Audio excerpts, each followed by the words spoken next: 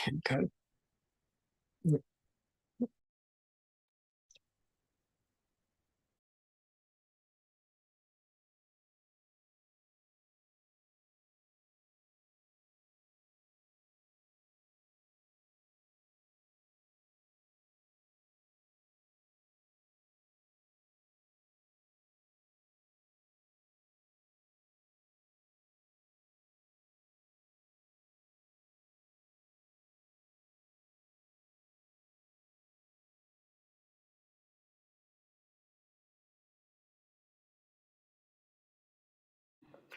Hey, hi, Sharon.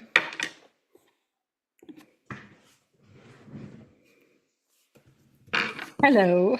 I'm going to stay off camera for about 10 minutes and then I'll come on camera. No problem.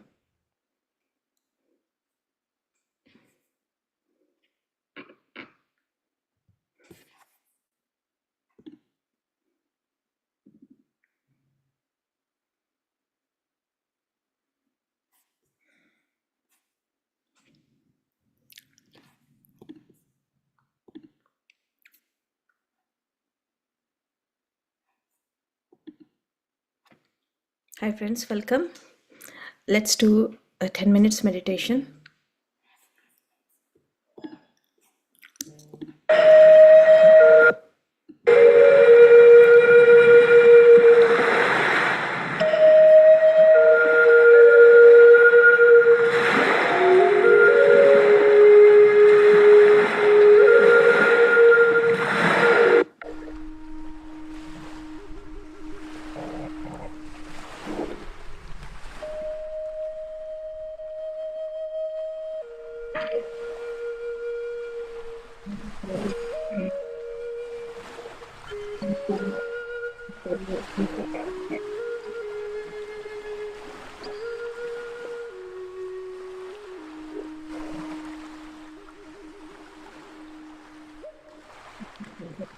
Visualize your hands.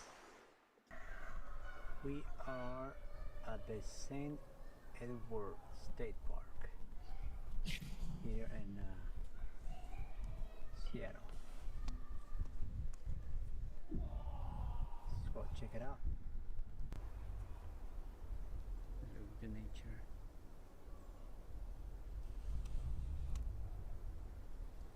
Trees. Relax your body.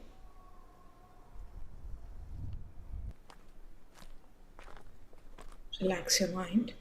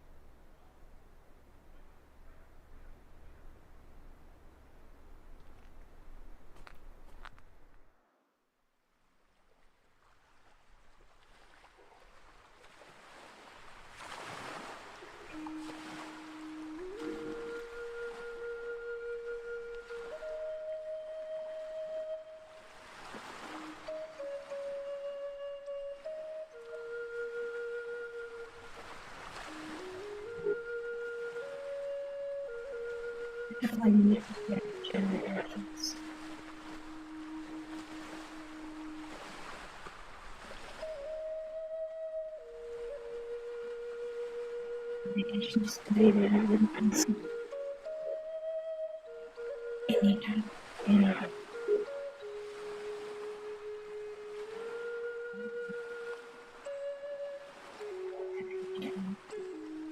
Consciousness. Breath.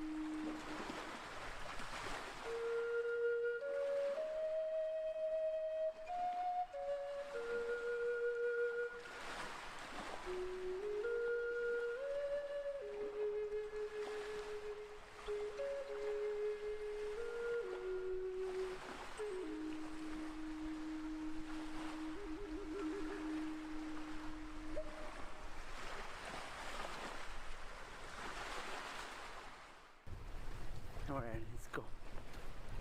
Let's go home.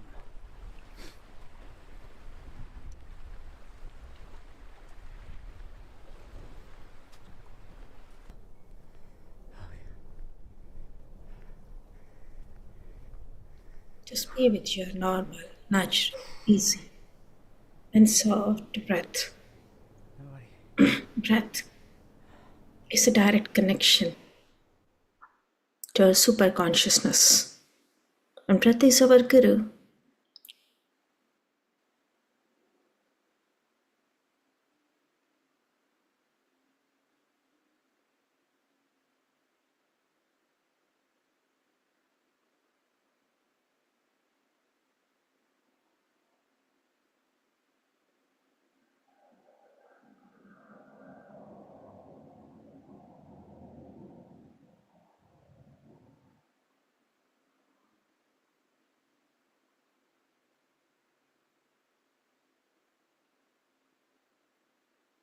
Last 2 minutes, my dear friends. Completely relax yourself. The wonderful group energies.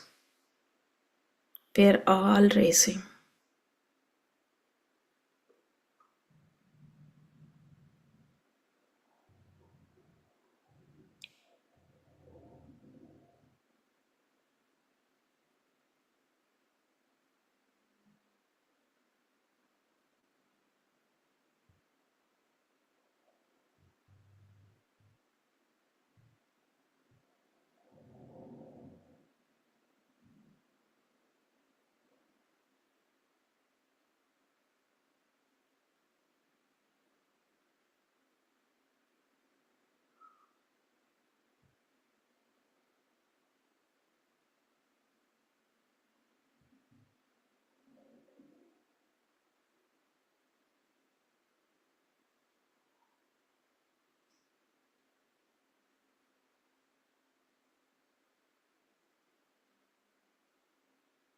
What a beautiful evening it is.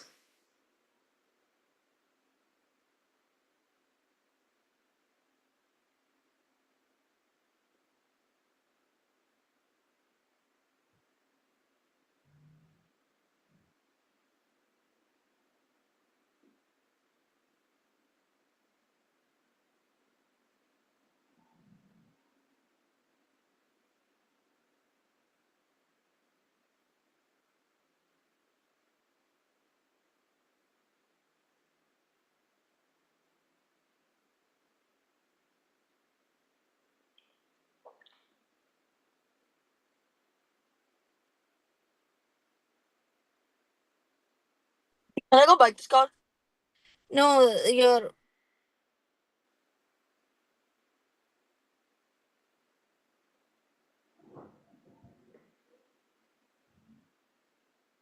Okay, Master, slowly try to come back.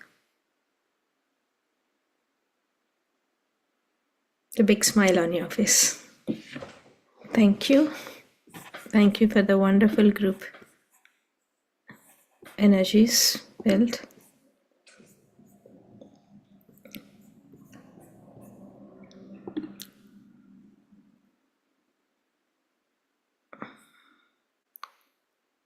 Okay, hello everyone. Okay, just to give a short recap of what we learned yesterday. Yesterday, we just understood how this book has been formed. I mean, This is all compilation of question and answers that all seekers has asked Patri sir in Enlightenment Hour, and it has been very finely grouped in a manner that it is like, digested for all of us. So this is the book, and we finished first 2 chapters yesterday, and today we're gonna talk about a right path. The question is about one question. This is the intro. Everybody should read more of Buddha teachings, the wonderful 4 noble truths, the middle path, and then the eightfold path are the quintessence of Buddha's teachings. Everybody should read the New Testament of Jesus Christ. Everybody should read the Bhagavad Gita. So Patri sir is not saying only Buddha, Jesus Christ Testament, and then Bhagavad Gita. We should methodically incorporate all the teachings in our daily lives. We have to follow the middle path. We should attend only to the minimum needs and eschew the rather unnecessary desires. It is only then that we will have sufficient time and sufficient energy at our spare for our efforts in becoming masters. Truth is middle path. Tolerance means the middle path. The final destination of any master is the middle path. So we all have heard many yogis have left their samsara, their families, and they went to the Himalayas. And then, that's how the seeker was in the olden days. But this is the New Age spirituality. When we say New Age spirituality, there is more chances for enlightenment being in the family, being in the spirituality. So this is where Patri sir says middle path is the right path. Okay, so now I'm jumping into the questions. Please elaborate on the various angles of the truth. This is my favorite. Every question is my favorite. Every time you ask a question, a new angle of the truth emerges. The same question, it is like if a child asks a question, the way we answer the question will be different. The same child, if he becomes a teenager, the way how we answers will changes. And the same child, when he grow up, then the answer will change. So that's where, like sir here says, a new angle of truth emerges. The truth that emerges is equally valuable for the questioner and also for the who answers. It is equally valuable. It is not that just that whoever is saying is the one at a value person or who is taking. Both are equally benefited or mutually helpful. So we are thrilled from our own answers as much as the listener who puts the question. Every question and answer is a great forward in the infinite ladder of the knowledge. People should keep on asking questions, and answers will flow automatically from the meditators because their mind is empty. That's a beauty. It is not that sometime like, I know the answer. The same question, if somebody asks, the answer will be something different. Many times people have asked, why Anapanasati? Why pyramids? One time the answer for one person, why pyramids, is something different than the question is coming from like a different person. Then his answer will be different. So it depends on the person who is asking and is answering. And at the same time, the different truth is unfolding. When the mind is empty, the speaker also listens to her own mind. It is thrilled by the answer. This has happened to me. Sometimes, like I myself have questions or something that I am finding for solutions. Somebody asked me, the answer flows such that is enlightening me also. Like, oh, why I am not getting this when I'm trying to say, explaining something to someone. That's when the answer is coming to me. It is like both are enlightened. A question, that's where Patri sir is encouraging. let people ask questions and let you answer to that questions. When the mind is empty, the speaker also listens to his or her own mind and is thrilled by the answer, another aspect of the answer, another aspect of the truth, and is revealed. That's how it goes on forever. Okay. If you have any questions, you can stop me anytime regarding this question and answer, how the truth will become different all the time, or it may keep changing. It's not changing as such, but it is the other angle that we focus on. Okay, let's go to next question. There are many ways like bhakti yoga and karma marg, etc., to achieve enlightenment. Which is actually the right way? Yes, we are all in bhakti yoga. We are all have like did pujas and prayers, and there are different ways, right? Patriji answer to this is there are only two ways. Dhyana marga, that is anapanasati. Dhyana is meditation. Marga is the path. Meditation path, and then Gnana marga, intellectual path. So that is question and answer method. We need both. They will lead us to natural bhakti and fulfilled karma.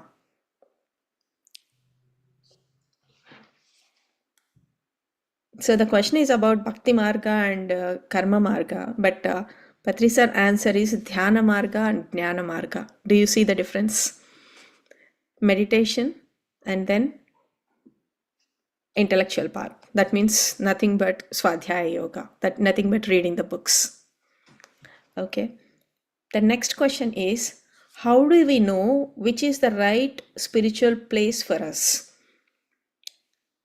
The question is coming from, there are so many spiritual places. That means we have temples, we have meditation places, we have so many other places, right? How do I know which is the right spiritual place for us? Here goes Patriji's answer.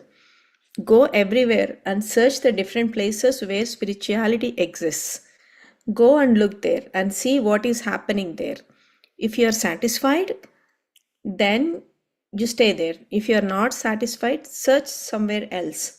So Patri sir, before coming here, he went to yoga centers and he went to transcendental meditation centers and he went to Brahmakumaris and to so many other people's like gurus, yogis.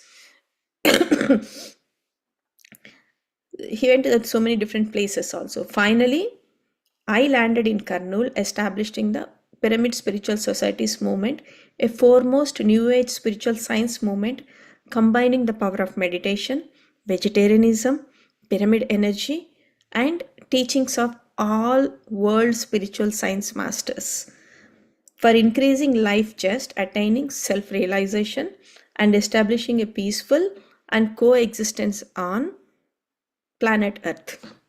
This is a beautiful statement at the end, coexistence of planet Earth.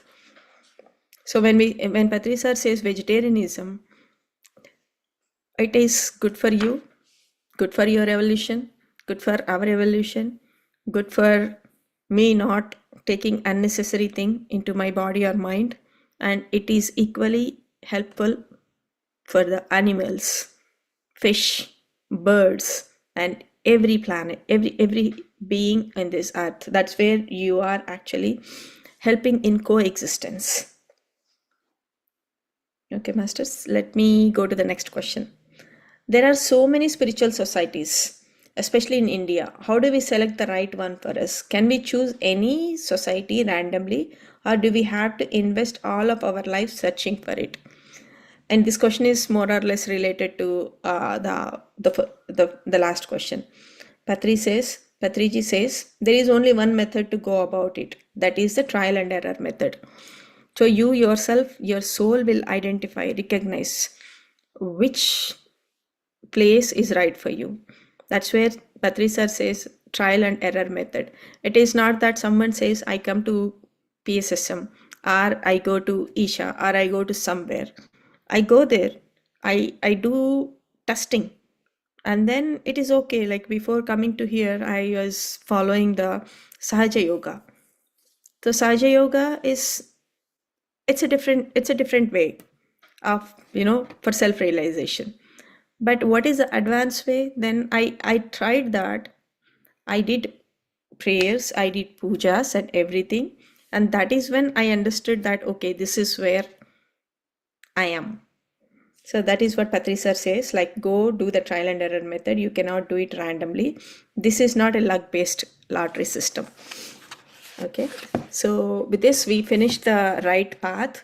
So I hope we all understood what is the right path now. The right path is the middle path, is a middle path where you are rightly balancing your spirituality, your material world, your family world, your professional world, your friendship, like your social circle, and everything in a right manner.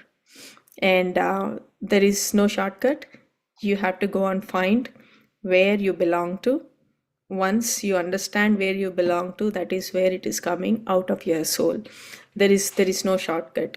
And out of all different paths, there is only two paths. One is meditation path, dhyana marga, and other one is gnana marga, which is intellectual path, reading books. Okay, next thing, I mean, knowledge. This is little heavy. So heavy means like there is a lot of information here in this chapter. Knowledge. Whatever we receive is information. Whatever we perceive is knowledge. Whatever we use is the wisdom. For example, I am driving car and something I see on the hoarding, it's just an information for me. If I give a thought to the hoarding or a billboard, oh, what is that? Then you're perceiving that information. But when like you, for example, a shampoo, there is an advertisement of shampoo. Oh, there is a shampoo, I see. Then I really go and try and test that shampoo. That's when I learn whether it is suitable for me or not. It's just a small example. This much of difference is there between information, receiving information, perceiving the information, and how do you use that information becomes the wisdom of yours. We are all specific specks of energy, consciousness, and knowledge. Consciousness expresses itself as a function and a thought.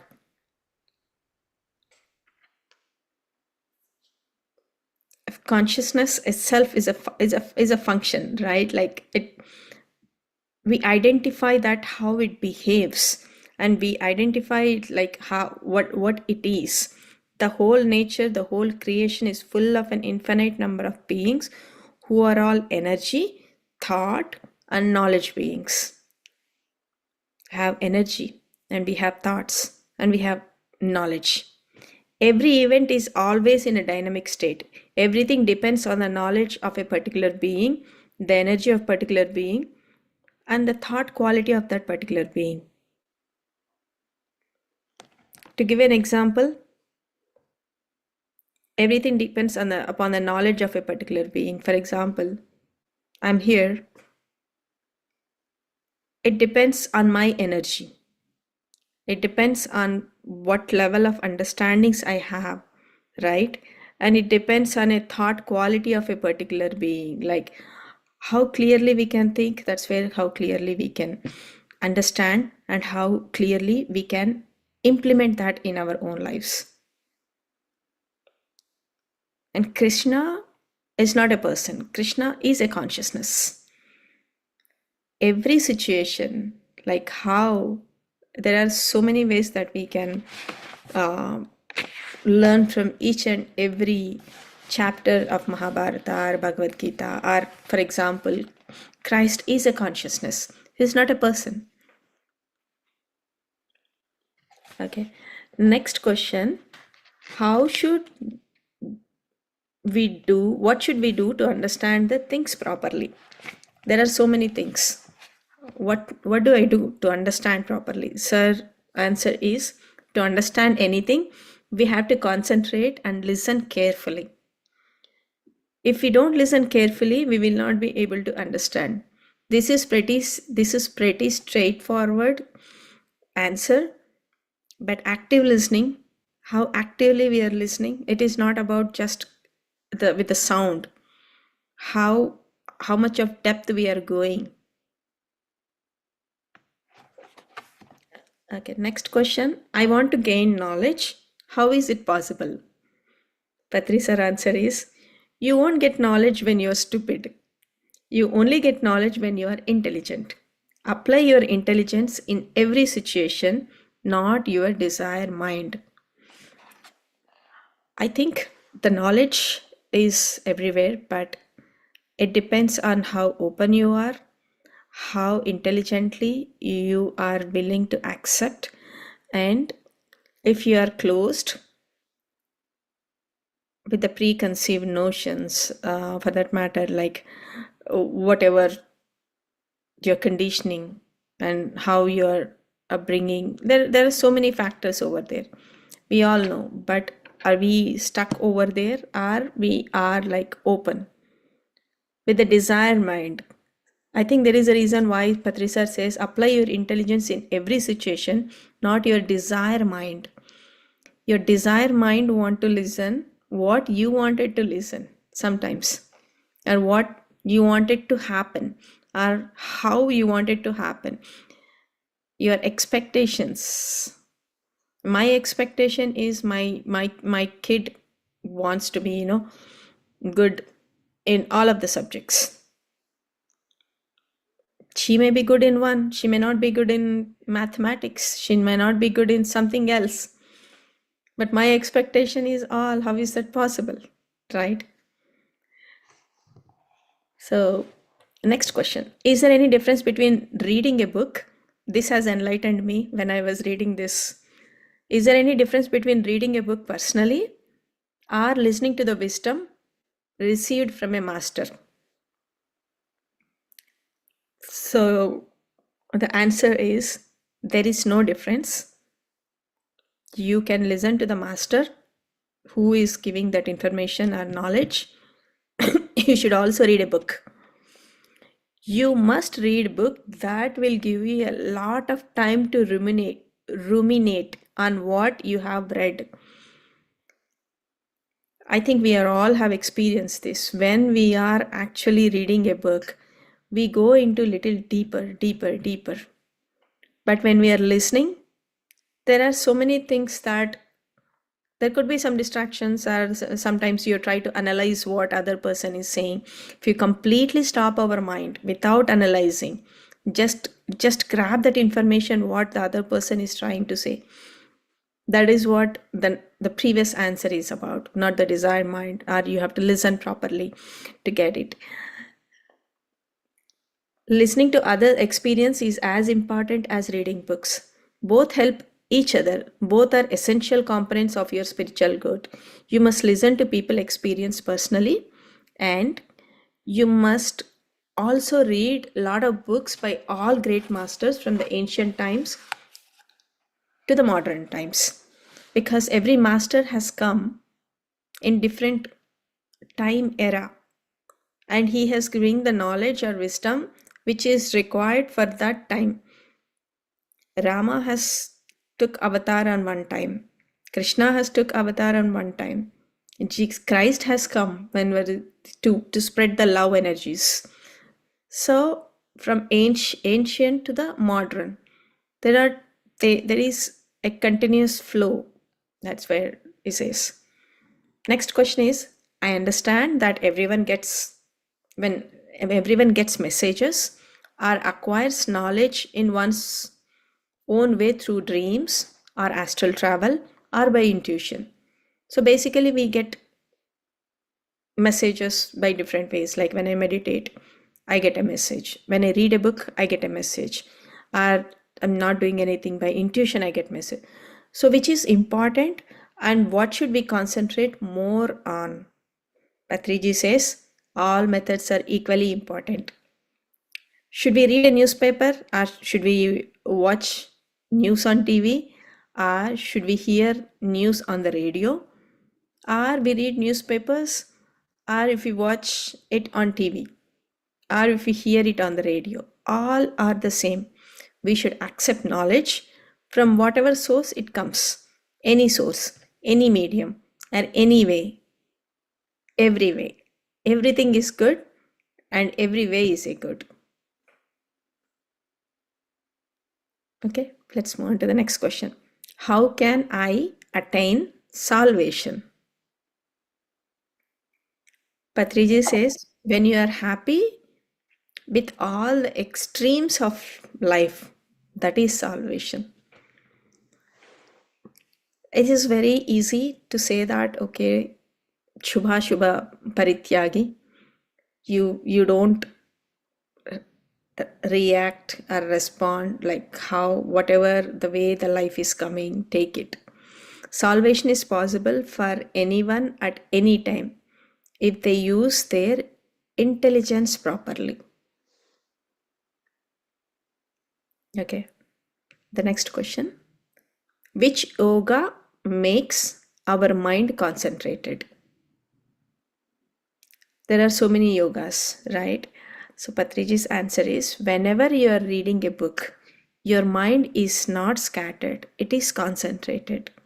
That is Jnana Yoga. That is your intellectual yoga.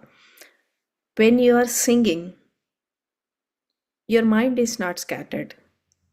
Like if you're chanting, if you're doing a bhajan, that is Bhakti Yoga. When you observe your breath, the mind again becomes unscattered. That is Dhyana Yoga.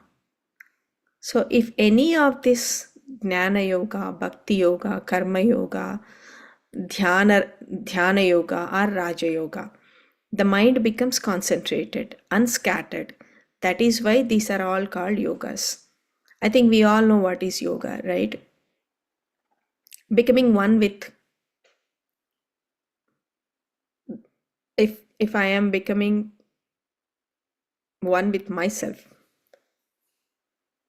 right? That is yoga. For example, I get a vehicle, they say, oh, Vahana Yoga. And I get married, they say, oh, Vivaha Yoga. That means you're getting united with one person. That's a Vivaha Yoga. And then Vahana Yoga. I don't know how to explain it in English, but that's a pretty much used word in and back in India, like they will say, if you're married, oh, Vivaha Yoga, that is marriage, wedding. That's why these are called yogas. Through yoga, the scattered mind becomes concentrated, becomes one pointed, mind becomes unscattered, and soul is happy. This I experienced one time. I did a workshop for kids making clay Ganeshas. So when I was doing clay Ganesha with the kids, my concentration is completely, I became one with them, and I'm completely into the crafting the Ganesha with the clay. And I don't know how that 1 hour, 2 hours has left. Same thing happens in our meditation. When you're completely with that, we will say, oh, there is 1 hour, 2 hours has happened. That's when your soul becomes happy. As long as the mind is scattered, the soul is very unhappy. It becomes confused, so the mind is under control, unscattered by practicing any of the yoga, any of the ways. Then the soul is happy. Then the soul is about to achieve certain tangible results in day-to-day life. That's why we want yoga everywhere. Okay, masters, if I'll go to next question. If you have no questions. Okay, yeah, Sharon, go ahead. So I'm not exactly sure if it's a question, but when you alluded to perception, there was something you said a few minutes ago about perceiving something, and my mind immediately, what was the word I asked? What was the word I just asked Alexa? Oh, interpretation. So I asked Alexa what was the difference between perception and interpretation. When we're listening to you or any master or even in meditation, to me, we're interpreting we're interpreting the information, which is influencing my perception of it. So they're like two distinct things for me. And from what I'm learning in the books that I'm reading, the meditations I'm participating in, you start with a question and the mind loses it. I'm so sorry. What I'm learning is, and I know because of what I teach, the work of Byron Katie, is we are creating our reality through our thoughts. And I've learned to question all thoughts to see if they're really true. Again, because through years of interpreting my external surroundings and learnings from childhood, et cetera, I've now got some ingrained beliefs. So now in learning this information and I'm taking it in, now that might strike up some new beliefs as well. And interpreting them, it might cancel some of my old beliefs, which would be nice. Again, it just was really the question about the difference between perceiving something and interpreting it. But I think I just answered my own question. Yeah. So one of the answer he says is like having the mind empty when suppose I am in a classroom and I am listening to my lecture, whatever he's saying, my mind start analyzing, my mind start interpreting. That means the mind is active over there. What Patricia is saying is like when you're listening, give yourself completely, openly, and then use your intelligence to trying to attain the salvation or whatever. Sometimes easier said than done, right? To quiet the mind. Yeah, spirituality is all about common sense. So Yes. Thank you. thank you, Sharon, for adding. Actually, you have added a new point. So okay, any other questions or anybody wants to add anything? I want this to be like a interactive session. Like any question, like if you can understand well, please come forward and explain. That will be like, yeah, Hema, Anjali, or Anu. I don't know, iPhone. So yeah, if you want to add more, please come forward. Excuse You're me. already covering everything, Pushpa. So whatever I had questions in my mind in the past couple of days, I'm getting answers from you. Wow, Universe is sending messages through you. That's the truth. yeah, we are all synchronized. Okay, thank you. Okay, let's continue to the next question. This is also one. Every question is enlightening me. Like I'm loving this book. The next question is: I have knowledge, but I still have grief. I have many emotions. I cry a lot. How can I control it? The question is about I know what is right and what is wrong, but I still cry on certain situations. And how do I control? Patriji's answer is crying is particularly good for everybody. The emotional body, the physical body, the mental body, all bodies. We have 7 bodies. Don't underestimate crying. Crying is very important and it is very good. Assuming that crying is bad is your ignorance. I'm just reading out as it is. I want all you to cry. After crying, you become very happy. Since from childhood, yes, this has been proved. After crying, then as if you're cleared everything, and then the fresh ideas, fresh mind will emerge. We are all victims of many wrong assumptions. We should allow ourselves to cry. Encourage everyone to cry. If somebody is not crying, just holding back, that is blocking them. And it is been taught like for men, like especially in Indian culture, they say men should never cry. So it is all women, like they keep crying. And men, they're all blocking their emotions inside. And one great example sir is giving here is in the Bhagavad Gita. The first chapter is called Vishada Yoga. Vishada is about sorrowful chapter that Sharon, like if you know Arjuna, he don't want to fight against their own relatives. That's when he start crying, "Oh Krishna, I can't kill my grandfather, I can't kill my cousin, I can't kill my guru." So he said like it's a yoga, not a roga. Roga is illness. It's yoga. It's not an illness or disease. Arjuna cried, and that was a very good thing. If he hadn't, he would have missed out on the Bhagavad Gita. If he hadn't cried, the Krishna has never come forward and taught the Bhagavad Gita. He helped humanity to get the Bhagavad Gita. If you hadn't asked this question about crying, everyone reading this wouldn't have got this answer. So crying is very important. That is why babies cry when they are born. When a baby is born, if he doesn't cry, we all start to get worried. My baby is not crying. Is everything is okay? So don't control your crying. Allow it to happen, and don't cry artificially. People can laugh artificially, but people can't cry artificially. Yeah. Yeah. So this has happened to me recently too. Like I've been practicing, and I know like okay, everything like accepting people and accepting however it is, like no judgments, no complaints and everything. But suddenly there was one incident, it started coming. Before meditation, I never used to cry. And after meditation only, I started expressing myself freely, and in the sense to the extent of crying.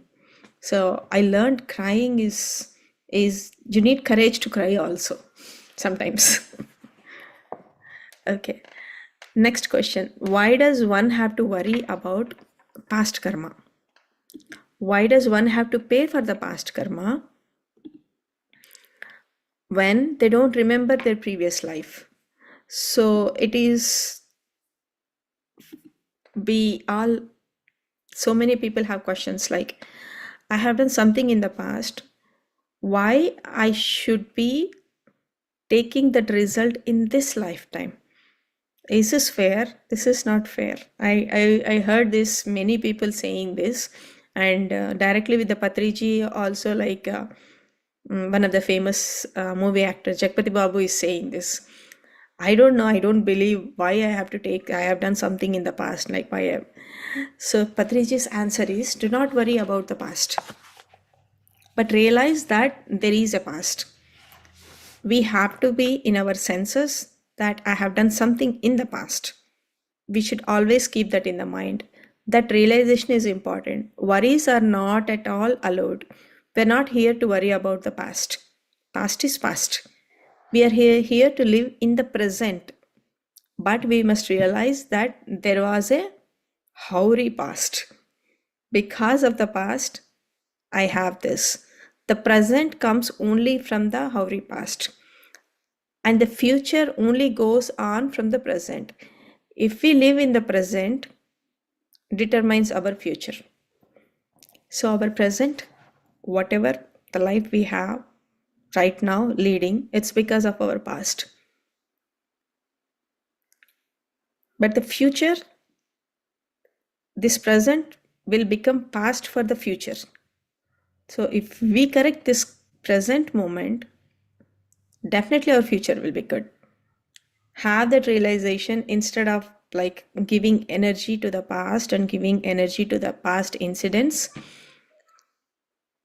I think we should all read Power of Now book also sometime.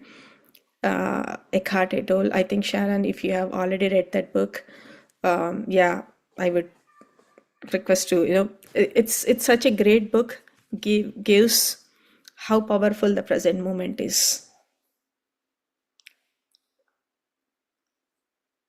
So it is very important how we live in the present moment. We should live in the present, full of meditation that will create golden future for us.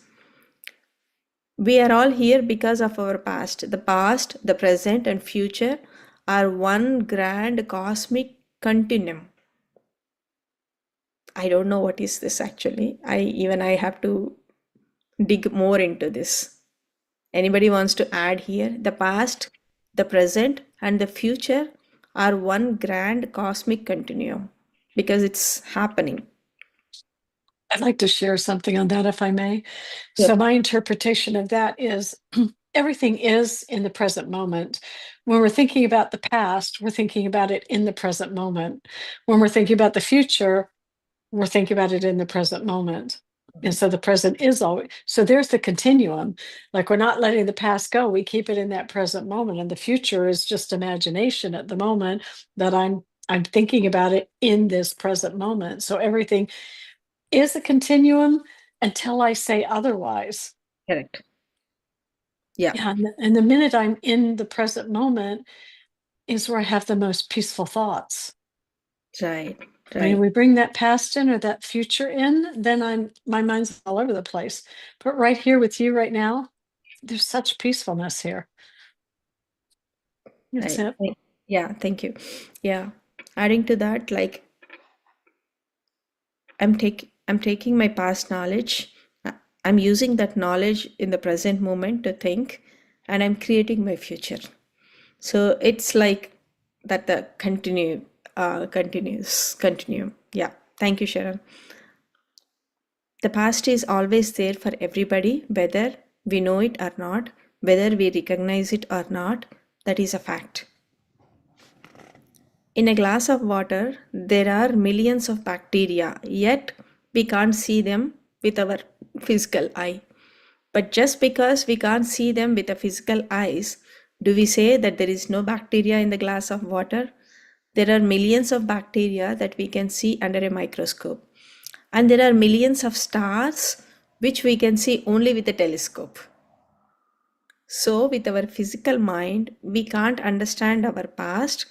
Our physical mind can only understand the present and it cannot understand the past. So, don't try to understand the past, but realize that there was a hoary past. The hoary past has created this present, and the present is going to create the future. So, I'm asking everyone not to worry about the hoary past, but realize that past has created the present. Realize the present is going to create the future. Yeah. So Patricia always put things in a very simple terminology, and the book has as is. It's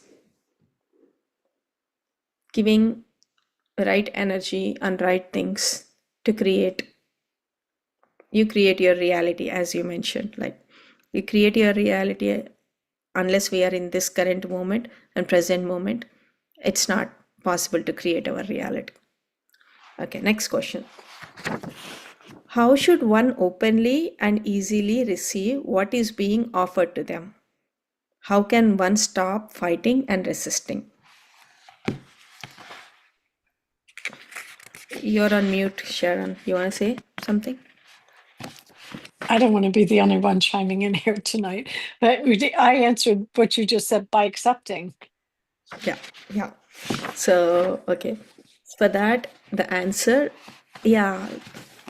But how easily that acceptance comes, right?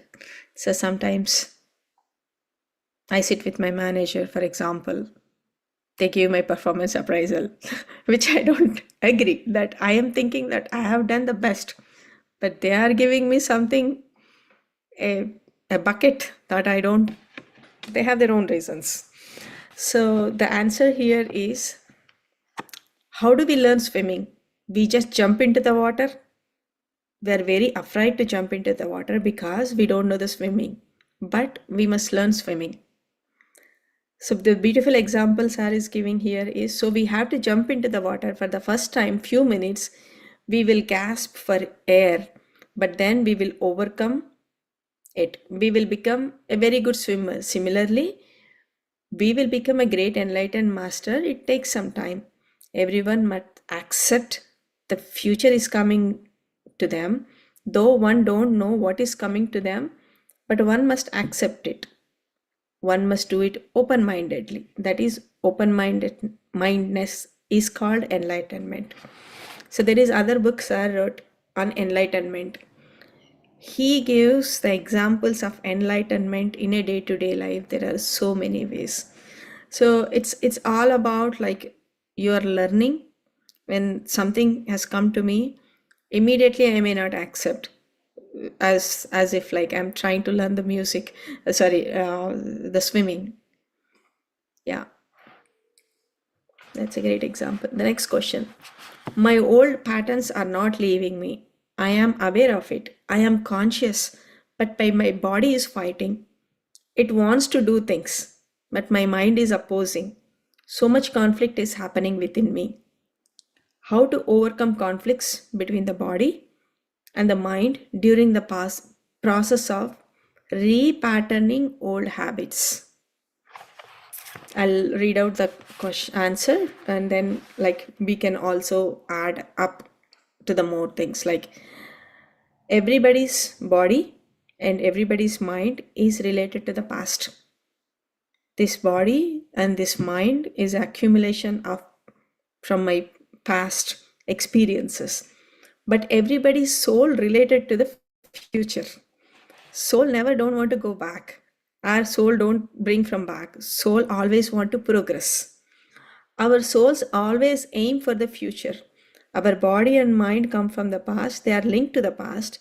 The body and mind don't want to leave the past, but the soul always lives in future. The soul wants a golden future, always, forever. The soul always lives in future. So there is a chasm between the mind body and the soul. The mind body says past, past, past habits. The soul says no, break the past, go for the new future. This kind of struggle is there in every person. A person is made out of body, mind, and soul. The body mind lives in the past. Whatever you have done in the past, you want to repeat in the present. But the soul always wants something new. The soul lives in future, dreams of the future. We are all basically, fundamentally souls. The body wants the soul. The body wants the past. The mind wants the past, but the soul always wants the future. That's the difference. So that's a struggle in everybody, and that's the tug of war between body, mind, and soul. And the soul will always win. It's a beautiful answer. You want to add anything? Like how do I wanted to get rid of the old patterns? My body wants to do something and my mind opposes. I think, yeah.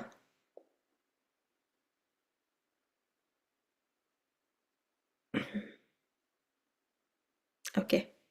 I think you're on mute, Sharon.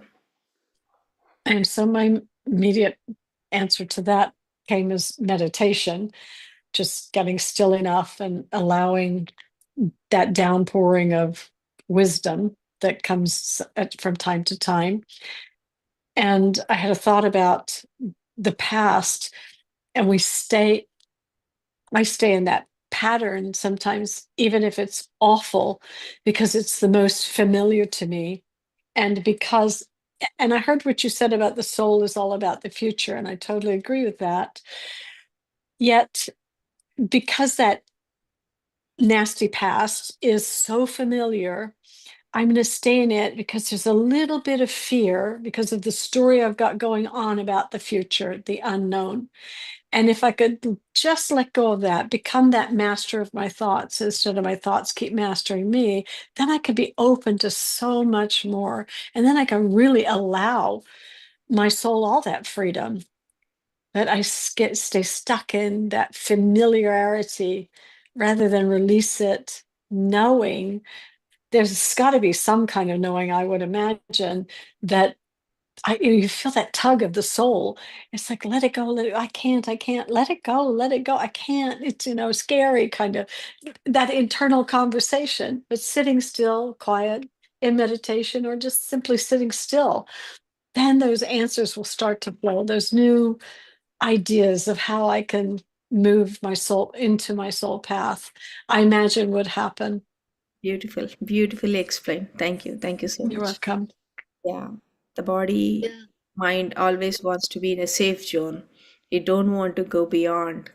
So when you sit in meditation, when you try to get the soul power, soul strength, that's when it helps us to go beyond and get rid of the old patterns. Thank you. Okay, next question. Can we can you please remind us of those three things that we should not analyze? Patri sir always says, do not analyze three things. So Patri sir answer is, you should not analyze three things. You should not analyze life experience. Why did my mom die? Why did my child die? How are you going to analyze these situations? We should not analyze death happens. Why I am falling ill? It has happened because of past karma. Why did I win 1 crore rupees in lottery? If it happens, enjoy the 1 crore.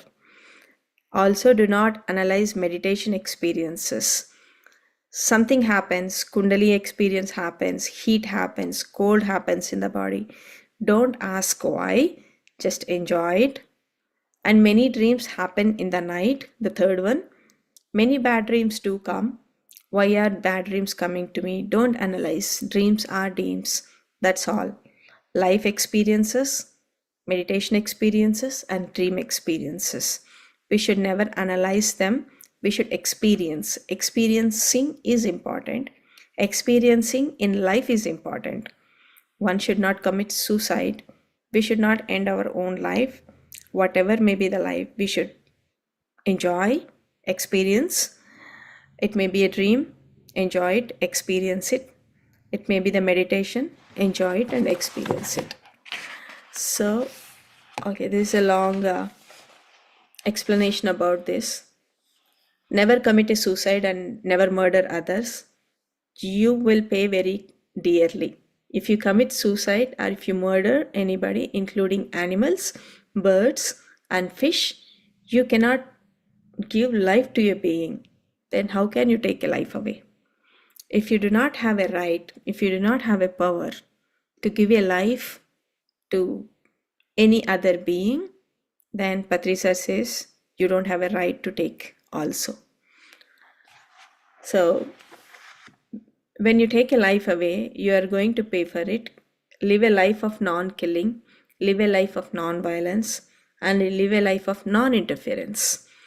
The reason why Patrisa says here non-interference is when we are interfering any of the animal's life, bird's life, fish life, we are actually stopping their evolution. They are here for their own life experiences. So yeah, live a life full of meditation and enlightenment, live a life full of helping others and whatever fashion and capacity you have. And sir says, see, I cannot give you your money, but what I can give you is my time. I'm helping in this fashion. If I'm giving my time, that means sir says I'm giving my wisdom. I have got some information. I can give you my information. I don't have money with me. My pockets have been empty for the past 40 years.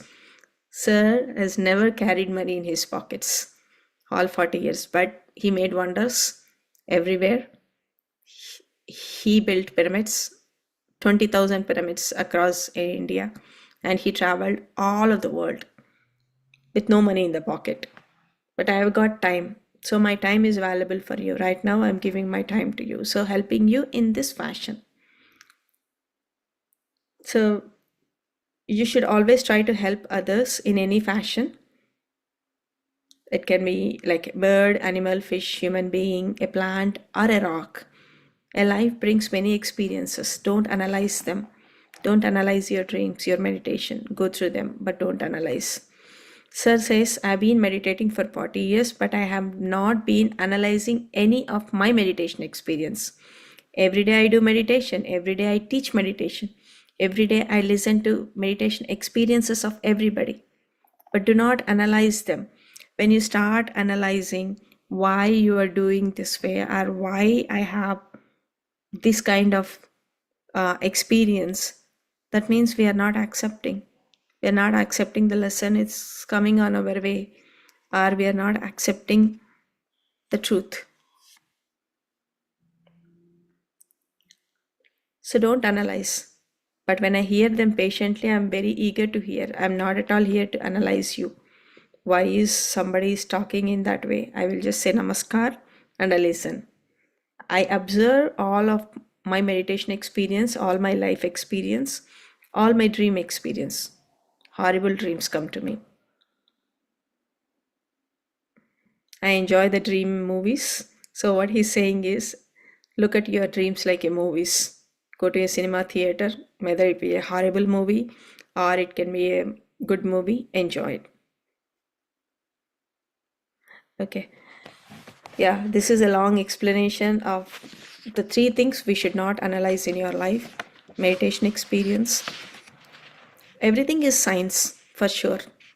But when we keep analyzing ourselves or our meditation experience, sometimes the body get heat or sometimes body get cold. There could be many reasons.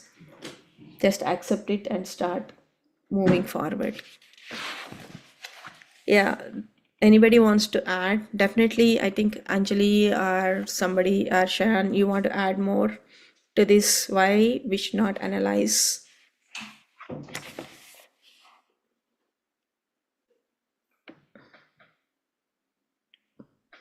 You can always count on me to say something. What's worked for me relative to that is just simply saying, how do I know it should be that way? Because it is. So how do I know my dreams should be that way? Because it is. Or how do I know that should have happened? Because it did. And then that just stops me from going down that rabbit hole of questioning. It's almost like I'm arguing with reality at that point. If I just simply say, how do I know it should have unfolded that way? Because it did. That's it. There's no story to that. Very true. It's the logical mind is infinite. If you get one answer and then it will ask one more question. Yeah, maybe that's the reason. Okay, we are at time, 7 o'clock. So probably we can end the session. And tomorrow we will have, yeah, I think the spiritual science. Spiritual science, my favorite topic. Yeah, we can start that tomorrow. And then we'll take a break for weekend, Saturday and Sunday. We'll come back on Monday. Anything anybody wants to add more, my dear friends, my dear masters? Hi, Pushpa. It's wonderful to hear Patriji's questions again. I read that book, but when we are discussing, like you said, so many angles opens, right? Yeah. Yeah, wonderful discussion with Sharon also. She's really into that wisdom. It's great to see her. And for the last question, we should not analyze. Sometimes, um, we cannot, see that depth of anything or, with our logical mind or anything. And one more, another thing, I feel like it should be good, we should be always in that neutrality, not good or bad, right or wrong, always says, not in the duality mode, accept everything. Yeah, that state, neutral state. Yes, yeah. In recent books also, I also saw that the word always, don't judge or analyze, always stay in the neutrality. Nothing is right or wrong, good or bad. We need to remember that point, and it's it stops so many unnecessary chattering of our mind or unnecessary logical things. Yeah, yeah, Felt that thing. yes. The more I discuss on this one, the more I'm analyzing the sir's answer. So I'm not discussing more on this one. Yeah. Thank you, my dear friends, for joining. Hema or anybody else want to add more? I have a question regarding this. So analyzing means judgment or what? See, example, I got dream last week, one.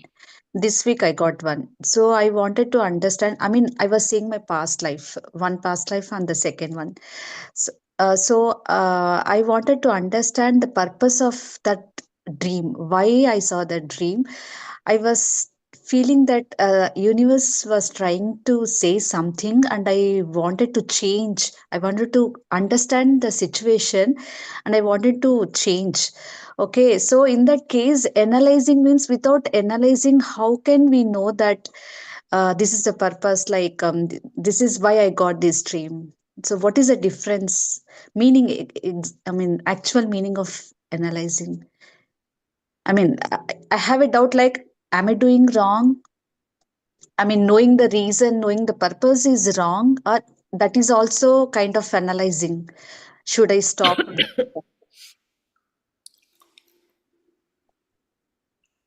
When you're watching a movie, right? What's your favorite movie, Hema? When you're watching a movie, Uh-huh. you just give ourselves entirely to enjoy it, right? Instead, like why the director could have done this way, that way, that's analysis. But if you're accepting as is, like if you're so lucky to have you shown your past life to you, which I'm still trying to figure out. Mine. I'm accepting the reality. I'm accepting those things, but analyzing means, should I stop completely? I mean, why that dream came, and also what can I do? Like, what should I do in that? Yeah, that's the truth, right? It is the truth that we all have the past and we are here because of our past. So something has happened that is being revealed. That means for a clarity. So if you get that clarity and as we talked about, past, present, and future are continuous thing, and then it gives a clarity for us to do what is our role and for the future. That's what I feel like, because if masters has revealed something, there will be a bigger cause behind that. Like my body is getting, for example, bodily experiences, right? Body is getting cold. Why we get cold? Because of nadi mandala shuddhi. Like our nervous system will get completely pumped up with lot of energies. So like that, if I start going, there could be 100 things. But does my time worth in analyzing why I have body cold experiences? Rather, like I feel what it says is whatever happens in the meditation happens is a good.